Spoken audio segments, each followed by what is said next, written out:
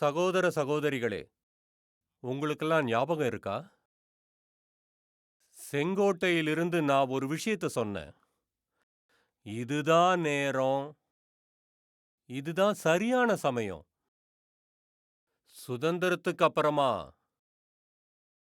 நம்ம பாரதத்துக்கு ஒரு அற்புதமான நேரம் வந்திருக்குன்னு சொன்னேன். ஏன்னா பாரதத்துக்கு இப்ப நேரம் எப்படி இருக்குன்னா, 10 வருடங்களுக்கு முன்னாடி இருந்த ஏமாற்றங்கள் எல்லாம் விட்டுட்டு, இப்ப முழு நம்பிக்கையோட முன்னேறி போய்க்கிட்டு இருக்கு. இப்ப நீங்களே யோசிச்சு பாருங்க. 2014க்கு முன்னாடி நம்ம நாட்டுல மக்கள் என்ன பேசிக்கிட்டு இருந்தாங்க? எல்லா பக்கமும் என்ன கேட்டுக்கிட்டு இருந்தது?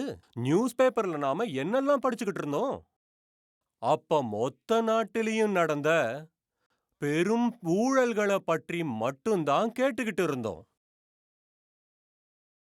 அழிவுகள உண்டாக்கின வெடிகுண்டுகள பத்தின பேச்சு போய்க்கிட்டு இருந்தது. நம்ம நாட்டு மக்கள் என்ன யோசிச்சுக்கிட்டு இருந்தாங்க? நம்ம நாடு என்ன ஆகுமோ? இந்த நிலைமை என்ன ஆகுமோ? எப்படியாவது நாம வாழ்ந்தா போதும்னும், எப்படியாவது நம்ம வேலை போகாம இருக்கணும்னு நினைச்சாங்க.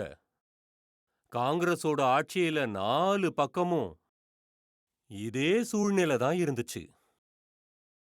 ஆனா இன்னைக்கு நாம என்ன பேசிக்கிட்டு இருக்கோம்?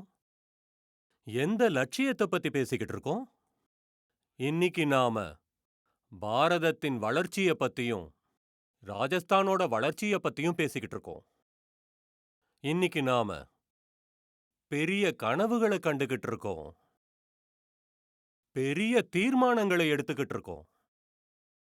அது எல்லாத்தையும் அடையறதுக்காக மனசார முழு மனதோட இணைஞ்சிருக்கோம். எப்பெல்லாம் நான் இந்தியாவோட வளர்ச்சிய பத்திலாம் பேசுறேனோ, அப்பெல்லாம் அது வெறும் வார்த்தைகளா மட்டும் இருக்காது. இது என் உணர்வுகளா மட்டும் இல்ல. இது ஒவ்வொரு குடும்பத்தில இருக்கிறவங்களோட வாழ்க்கைய மேம்படுத்துவதற்கான பிரச்சாரமா தான் இருக்கு. நாட்டின் ஏழ்மையையே அழிப்பதற்கான பிரச்சாரமாய் இருக்கு. இது இளைஞர்களுக்கான நல்ல வேலை வாய்ப்பை உருவாக்கறதுக்கான பிரச்சாரமா இருக்கு. இது நாட்டுல நவீன வசதிகளை உருவாக்கறதுக்கான பிரச்சாரமா இருக்கு. நான் நேத்து இரவு தான் வெளிநாட்டு பயணத்தை முடிச்சு வந்தேன். UAE அப்புறம் கத்தார் நாட்டை சேர்ந்த பெரிய பெரிய மனிதர்களை சந்திச்சுட்டு வந்திருக்கேன். இன்னைக்கு அவங்களும் நம்ம பாரதத்துல ஏற்படுற முன்னேற்றத்தை பார்த்து ஆச்சரியப்படுறாங்க. இன்னைக்கு அவங்களுக்கும் நம்பிக்கை வந்துருச்சு. பாரதம் போன்ற பரந்து விரிந்த நாடு பெரும் பெரும் கனவுகளோட மட்டும் இல்லாம நம்மால அத நிறைவேத்த முடியும்னு நம்புறாங்க.